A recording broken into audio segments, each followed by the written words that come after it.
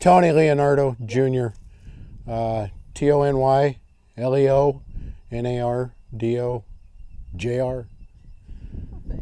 Perfect. If you can plant your feet so you don't move on that spot, that'd be great. Great. There we go.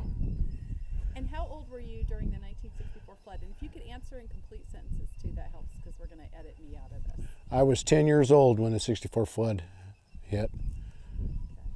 And what was your family doing during that time period for a living? We were dairy farmers. And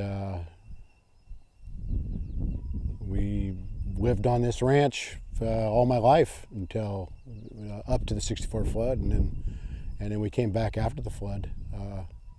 About 5 years we left the ranch after the 64 flood and lived in Ferndale, and then we ended up back on the ranch. Dad had to come back and keep milking cows because he didn't like working in the mill, so this is where we ended back up. Now, your family was hit pretty hard by the flood. Tell the experience of, when the rain started and then what happened after that, when you started having big rainstorms. Well, 55 flood hit, and I was 1 year old in 55 flood, so I don't remember the 55 flood, but I remember a lot of stories about it. And we stayed on the ranch. My aunt and uncle lived here. My dad, my mom, and my brother, and my two sisters. And so they figured, when the 64, it started raining, and they knew it was going to flood. And but they stayed here in 55 flood, and they figured that 55 was the worst flood they'd ever seen. So they figured we'd be okay staying here on the ranch in 64. And we lived in a two-story house on the ranch that had burnt down in 1958. And the 55 flood got up to the back door and just started coming in. And the new house that we were living in that they built after the house burnt down in 58 was 3 feet higher than the old house was. So we all, Mom and Dad and Uncle John and Aunt Lily, they all thought that we'd be safe on the ranch during 64. That because of the 55 flood, they thought, well, we're going to be fine. We'll just stay here and get all the cows up in the barn and get everything set, and we'll just stay in the house. I'm going to fix your mic just for a second. When you got a breeze of, a gust of wind. We'll just put it on the other side. Actually, I was thinking further in. Let's see how that works. Just Okay. kind of we'll make you look like Elvis there. We'll just flip your collar up and see how that works. We could pick up some wind coming across it. Yeah, and I think that's going to help, just having it up a little bit with it tucked down. Okay. Is that better?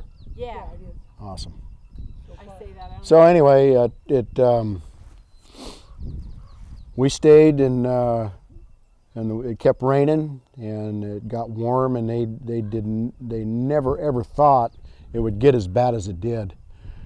The first day, the water came up fast, and by that afternoon, the house we were, as kids, we were running from window to window, watching logs and dogs and cows and stuff float by coming from upriver, and chickens on logs. I remember them floating by on the logs that were going by, and trees going by, and we'd run from window to window thinking it was pretty cool.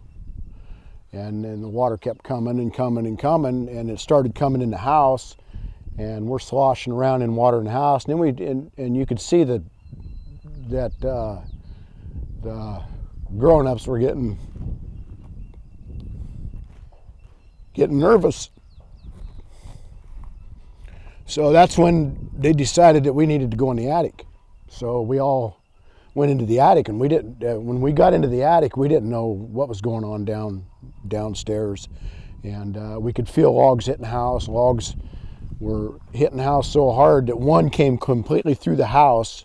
It was probably about a 3-foot log that had hit the side of the house and came clear through the wall and stuck into the house about 16 feet. And we didn't know that until after the flood had went down, but we could feel those logs hitting the house and driving the foundation out from under us.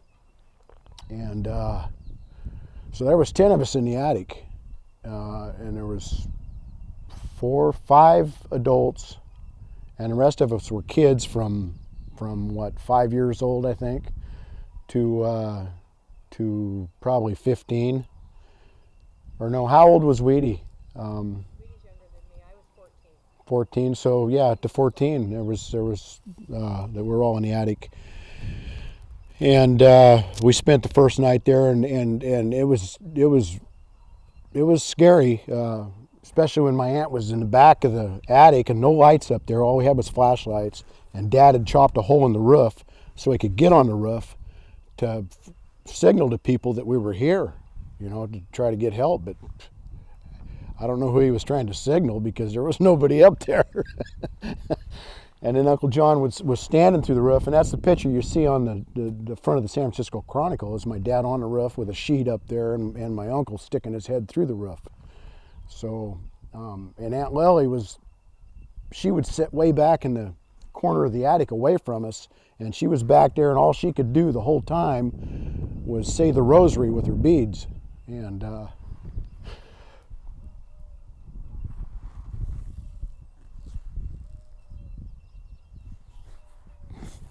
take a moment. It's a hard thing to recall, especially, you know, as you've maybe lost some of these people in your life since then. It's a difficult thing to talk about. yeah, they're all gone. Yeah. Well, we're still here, but Yep. yeah, it's stuff bringing back those memories. But anyway, yeah, I remember them clear now when you started thinking about it. But anyway, we survived. We made it through the flood.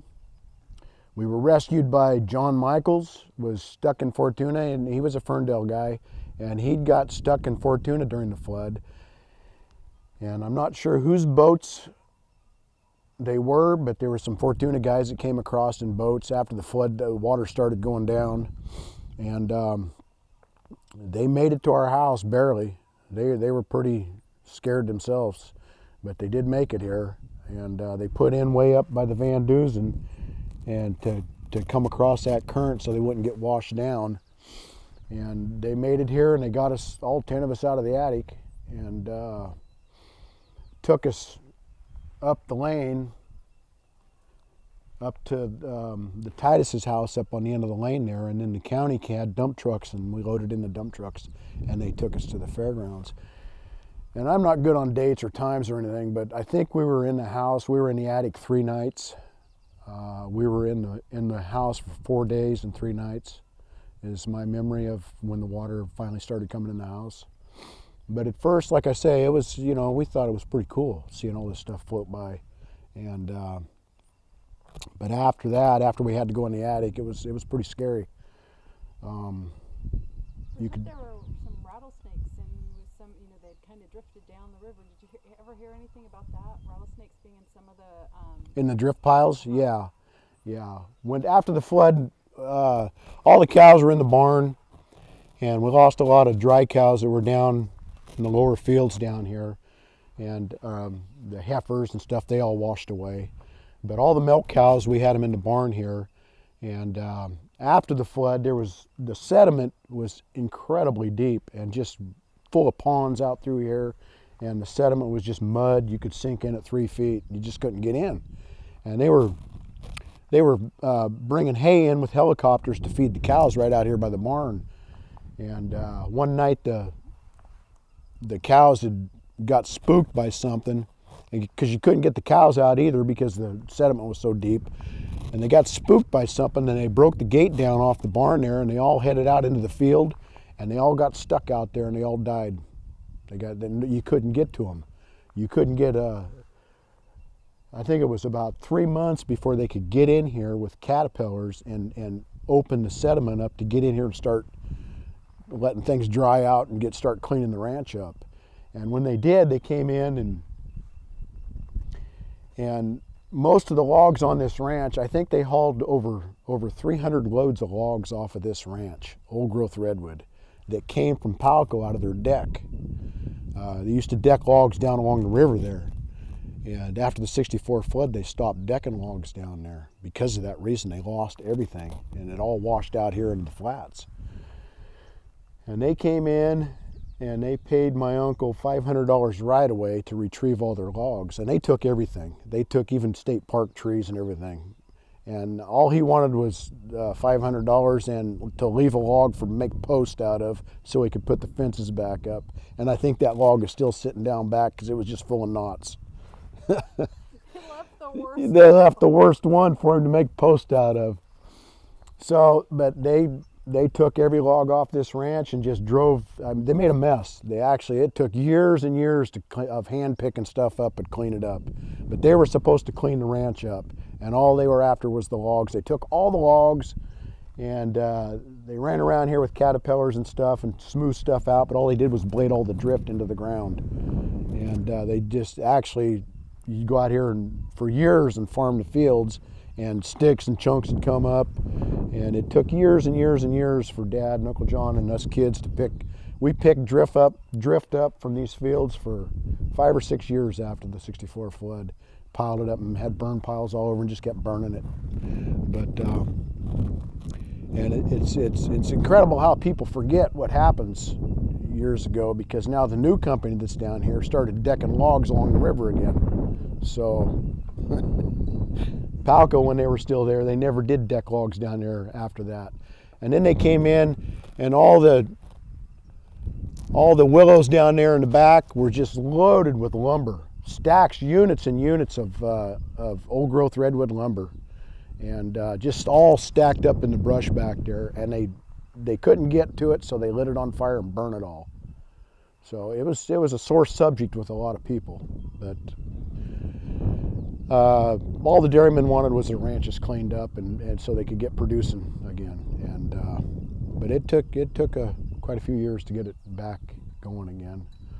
My uncle lost everything. He was actually he ran the ranch then. My dad worked for him, and then when my dad came back, he bought the ranch, and then from my uncle, and then it was Dad's ranch for quite a few years, a long time. So anyway, they retired here and moved to town and enjoyed the rest of their life there. And there's a lot of stories. We found a freezer out of my aunt's house. Was down by Steinoff, which is down by, they used to call it Steinoff Corner, which is down by Fernbridge. And it was a chest freezer, and they dug it up out there in the sediment out in the middle of the field, and it was still perfect. The meat in it was still frozen after 2 weeks after they found it. It took 2 weeks, and they found it down there after 2 weeks after the flood went down. And they took that freezer out of the field and took it uptown, and this old guy.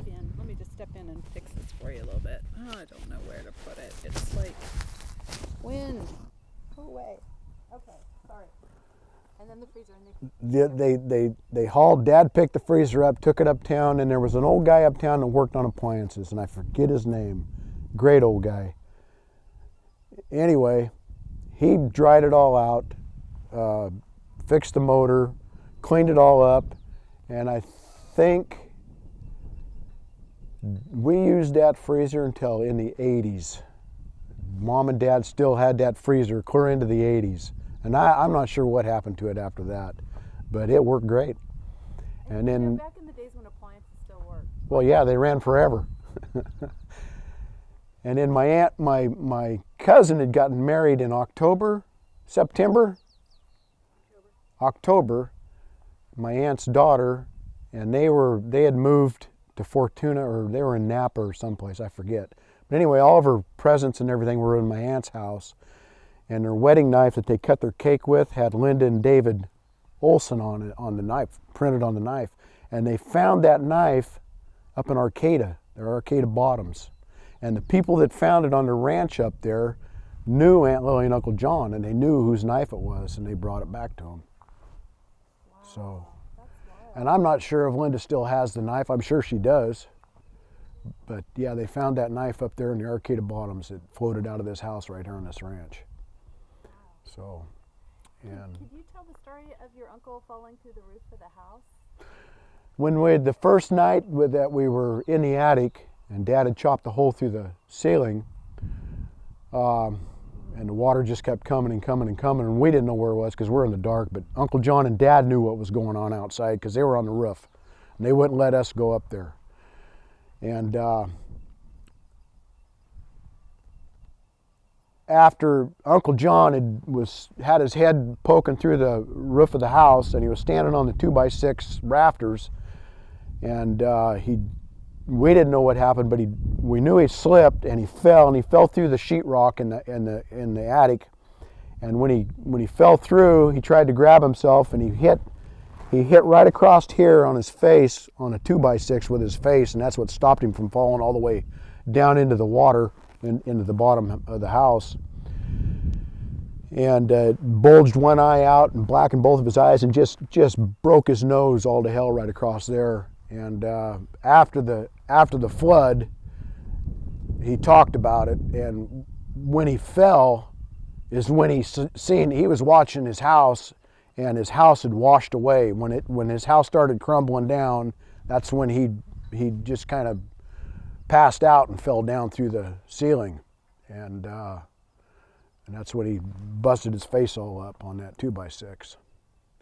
And then he watched all the barns wash away, and Dad and Uncle John both seen the horse barn wash away, his house wash away, the other barns over by his house all washed away, and they knew we were next. They knew that we were going to wash away too. But the only thing that saved this house that we were in is the drift started piling up behind it, and the drift piled up, and after the flood had went down, there was a hole on the other side of the house, and the drift had piled up higher than the house, piled up for 2 football field lengths behind it. The drift pile was clear back down in the end of this field right here, and it was huge. And it just made the house look like a little toy in front of that pile of drift. And the water broke around that house, and that's what saved that house from washing away with us in it.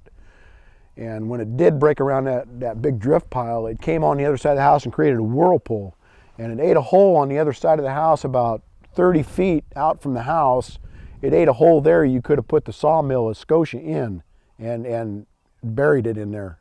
It was massive. It was 60 feet deep, and it was probably, I remember it being 200 feet by 200 feet around. We have pictures of it somewhere, but I'm not sure where the pictures are. I've got the pictures. Yeah. Yeah. And being 10 years old, that's how big I thought it was. So, and they talked about that hole being out there for a long time, and that field always settles because they dumped drift in there, they dumped everybody's garbage in there, and that's what the county filled that hole in with stuff. See,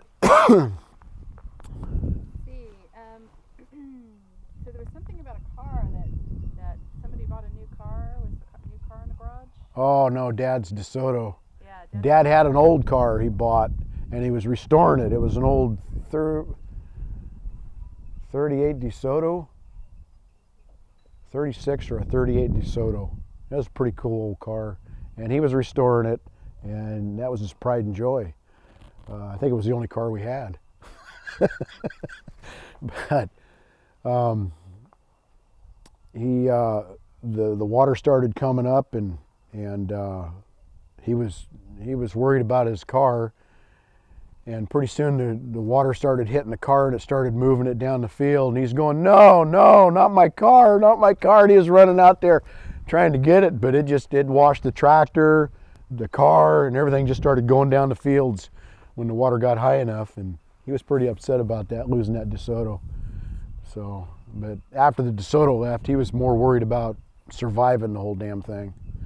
So, but we did. So it starts putting things back in perspective once you get over the things, and then you start realizing it's the people that you protect. Yeah. No, the whole time he was pretty worried about it. Thinking back and looking back and watching his actions and stuff.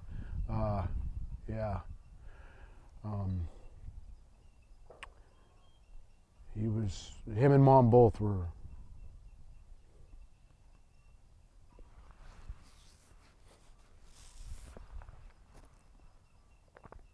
Yeah, I think some of the stories people tell, they tell a lot about the guys kind of rescuing and doing that sort of thing, and then it's these women that kind of really held the families together and, helped keep the calm at home.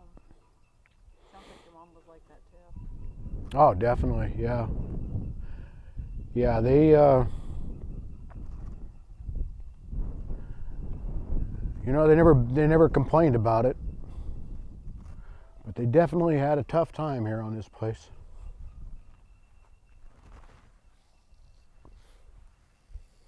Let's see. I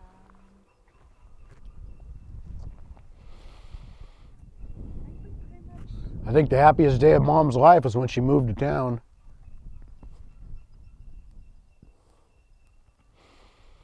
But this was,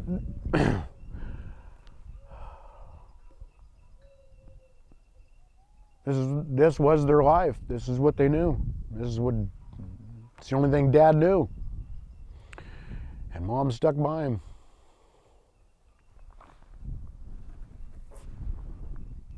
When you were talking about the drift and on the other side of the house, the hole, the huge hole, how far away from the foundation of the house was that hole that got dug? The hallway was probably 40 feet on that side, on the far side of the house, on the west side of the house, where it ate that hole back towards the house. Yeah, it was pretty amazing. Dad mentioned that he could see the whirlpool out there on that side of the house when he was on the roof.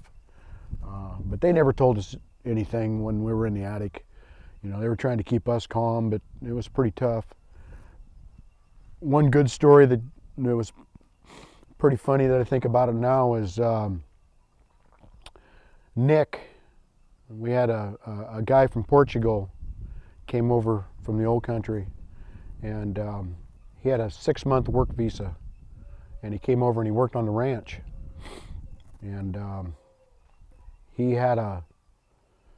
got stuck here with us. He was supposed to leave Christmas Eve. Uncle John was supposed to take him to Eureka, and he had a boat ticket back to Portugal, and he got stuck here with us in the house. And after the '64 flood, he traded his boat ticket in for an airplane ticket. He said he never wanted to see water again, and he never spoke English. He was a Portuguese guy, but Uncle John and Aunt Lily and Dad, they all spoke Portuguese. So, but I remember him. You know, he was probably here for a year. I think he overstayed his work visa.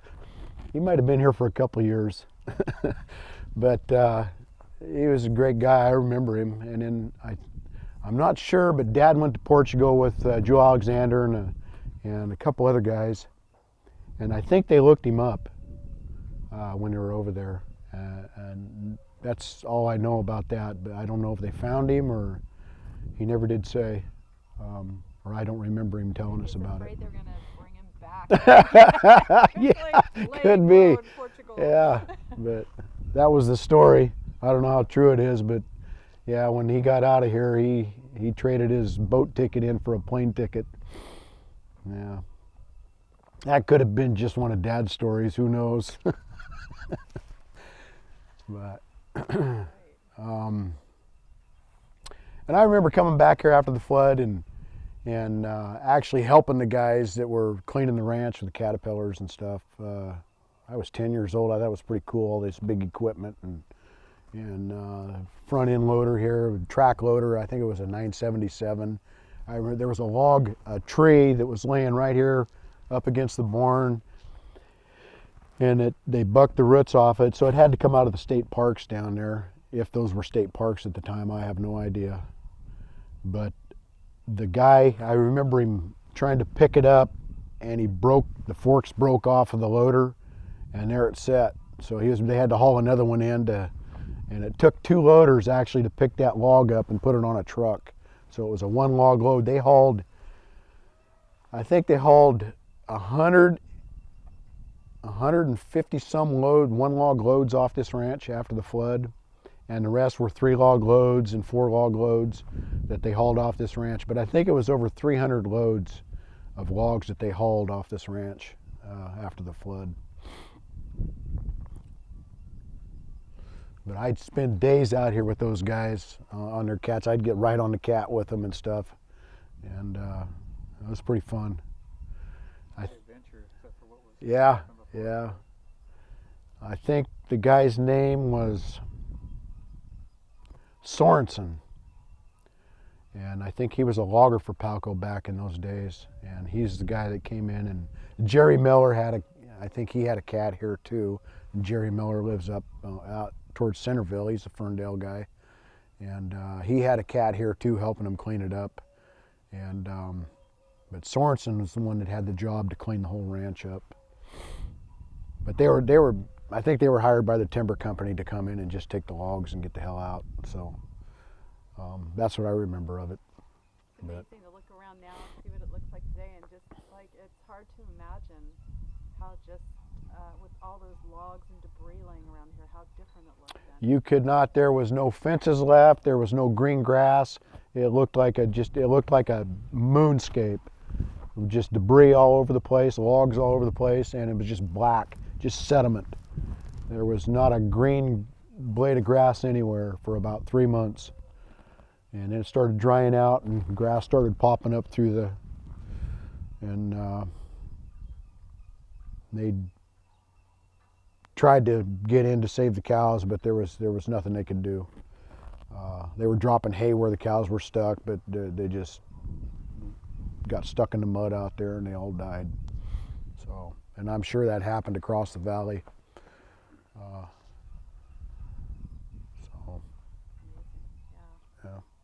How did people like restart up their ranches their dairy farms when they lost?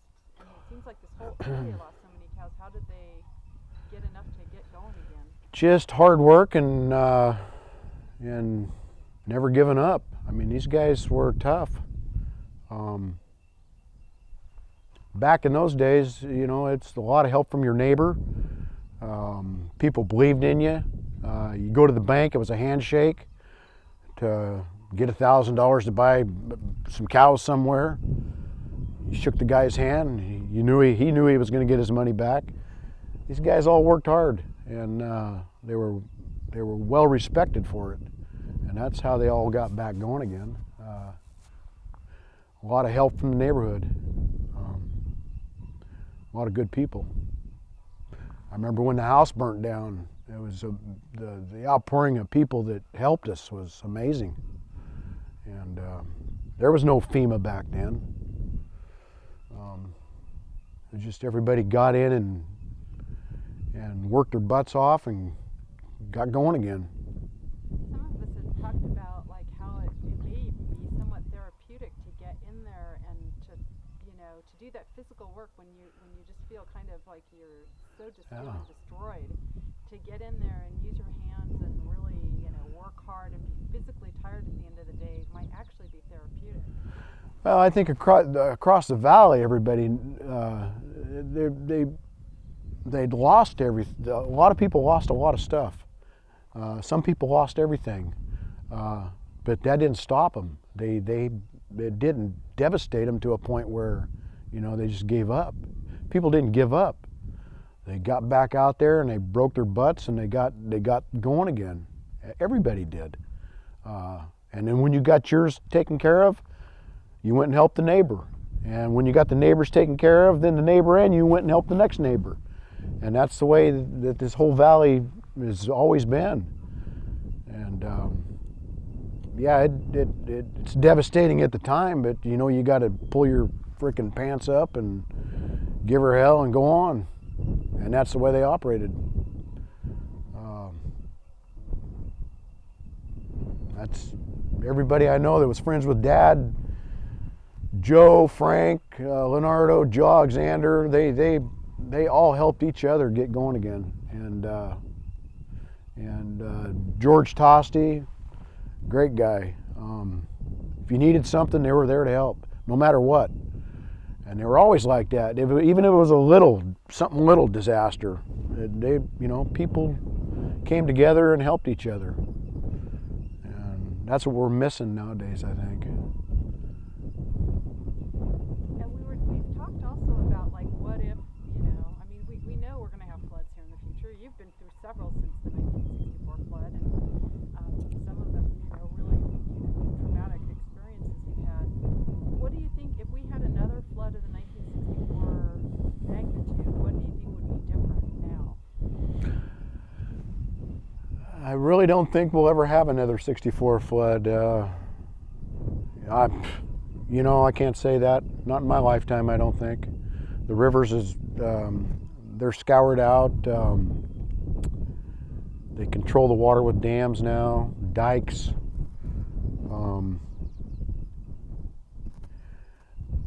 Logging practices have changed drastically over the years. I know that firsthand. I'm out there. Drainages are clean. They're not full of drift. They're not full of logs and full of wood.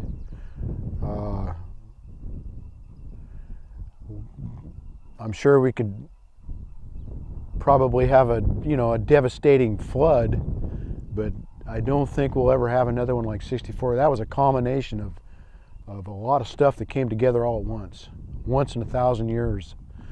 When the storm came in and snowed for a month, and they had record amounts of snow on South Fork Mountain and up all the mountains around, and then we get a right before Christmas, a week before Christmas, we get a tropical storm come in that it was a downpour, and it melted all the snow all at once, and it was just a recipe for disaster, and that's what happened.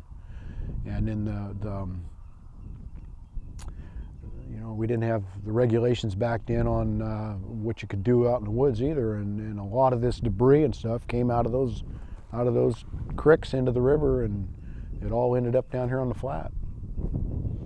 So, I mean, that's like saying we're never going to have another 8.0 earthquake, but it's going to happen.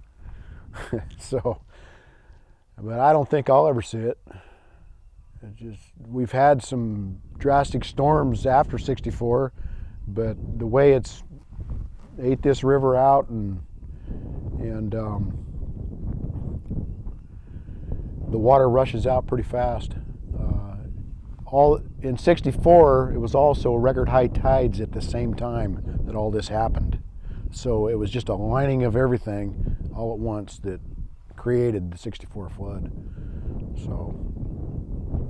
Tony, you were mentioning about how tough your parents' generation was. Like if we took her question again at a different angle, any kind of disaster that might happen here again, which may happen. What about the resourcefulness of people today as opposed to your parents' generation? It's still here. I mean, and whenever I hear somebody needs something, I'm my brother, he's the first one there. I'm always on board to help anybody. So yeah, we learned that from our parents, and I think a lot of other people here have too. So yeah, this Eel River Valley is pretty community oriented. You know that by going to benefits and stuff like that. People show up and spend their last dollar helping somebody else. It happens all the time. But this valley's. I'd like to think it's different than other places. That we have that community spirit. So, yeah. Particularly as opposed to urban areas that may have the same disaster happening, how people wouldn't really come together. I watch the news, when they have the hurricanes and all that stuff. I mean, it's devastating. And the flooding in Orleans and stuff like that. It's devastating, but they don't know how the urban population do not know how to survive. And I don't know where they lost that, but they're waiting for somebody to come and help them instead of trying to help themselves too. So, yeah, you see that a lot on TV. I was wondering too, one of the things we've noticed is, farmers and dairymen, you guys, you work with tools and you know how, to fix things that are broken, and you know how, like, if you need something, you can't just run into town and get it. Sometimes you got to make something that you have work, and sometimes I think that might help. It's called the Jippo attitude. So, yeah, it does help. It's just common sense, I think. You can't just go to town and buy something new just because something's broken. If you can fix it, fix it. But yeah, That's why I believe that that's the biggest problem we have in our country is we have the country population that can survive anything, and then we have the big cities that can't survive nothing. And I don't know why. They've lost that entrepreneurial spirit to help the neighbor. People don't even know their neighbor. So, we need to try to get that back. I'm with you on that. Yeah. It seems almost key that you don't know your neighbors in these urban areas just to be safe or whatever. Yeah. So, when this happens, you can't know anybody and you come together to help each other. Yeah. If we had a disaster here right now, say we have a disaster tomorrow. Somebody's house falls on the ground, an earthquake, say an earthquake, and somebody loses a house. Everybody in the community is going to be there to help that person. If that happens in San Francisco, everybody's going to be running out of town. Nobody's going to help the neighbor. They're going to all be leaving. And there are some people there that will do it, but generally, most of them are going to be heading out. So.